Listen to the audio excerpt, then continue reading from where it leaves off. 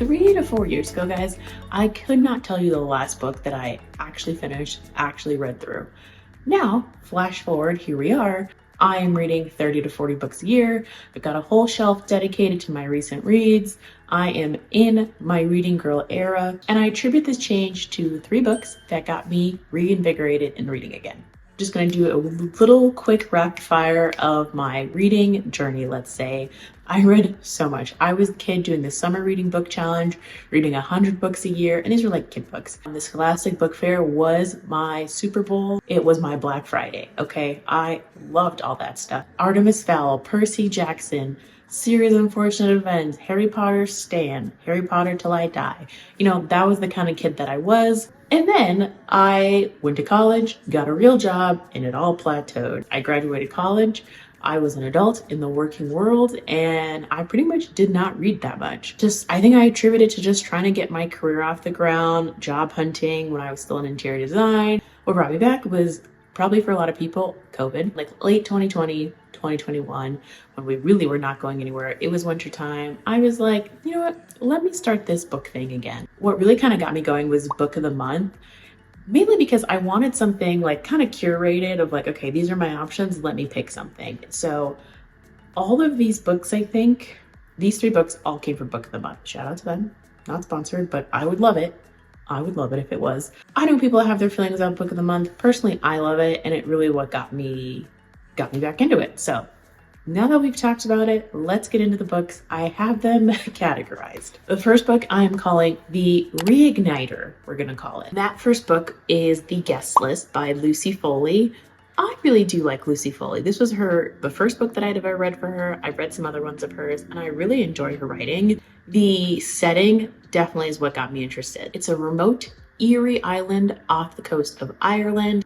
There is a glamorous wedding being hosted there, and it ultimately spirals into chaos. So that premise alone had me intrigued. I'll try not to put any spoilers in case you guys want to read these books, but some key moments that really sucked me in was there was quite a few twists and turns that I was gasping a little bit, and I was just like, oh wow, did she really just do that? There was a lot of those moments. Honestly, I had not really read thriller books up until this point, really. And so I was like, ooh, I'm liking the suspense. I'm liking this murdery mystery of it all. I really, really enjoyed that. I liked that it had multiple points of view. You were getting the whole story from 5 or 6 different characters, and it was done in a way that really didn't overwhelm me. I was able to understand okay, this is where we're picking up with this person and that person. So I thought that structure was really, really well executed. Why was this one the reigniter? Why did this rekindle this love of reading of mine?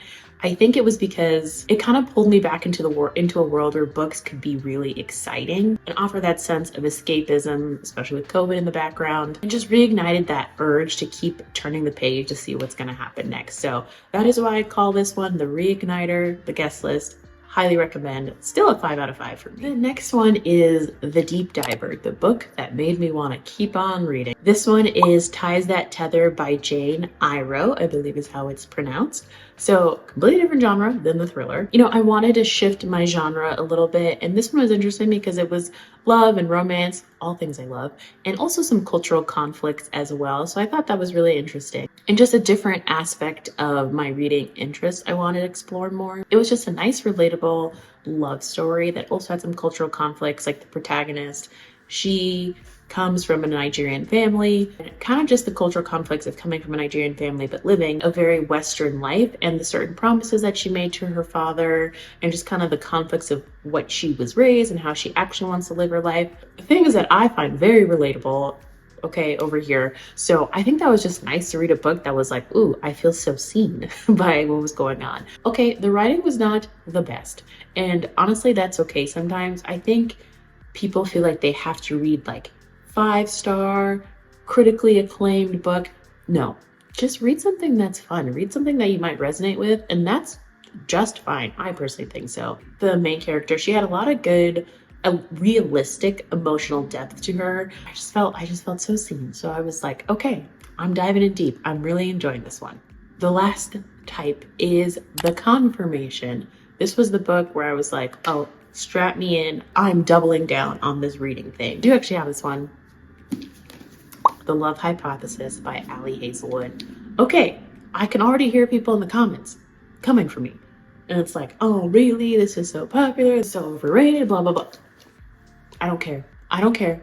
This is my confirmation book. Okay, guys, what I mean by that. This book centered my return to being an avid reader. I like that it's all about STEM. If you know a lot of Ali Hazelwood's books, especially like this kind of series is all about women in STEM. And it was just light and refreshing and heartwarming, a little bit reaffirming. As somebody who's like, I guess I'm kind of in STEM with the technology side of it, but mainly just in tech. I don't necessarily consider myself STEM.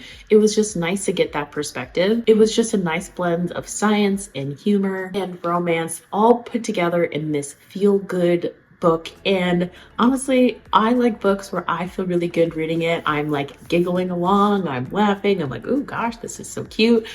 Books are supposed to make you feel good, and this definitely made me feel good. It just was reaffirming that books can be light and joyful and obviously still have some level of conflict in it, but it just was like, man, there's so many genres to explore. There's so much that these books can give me.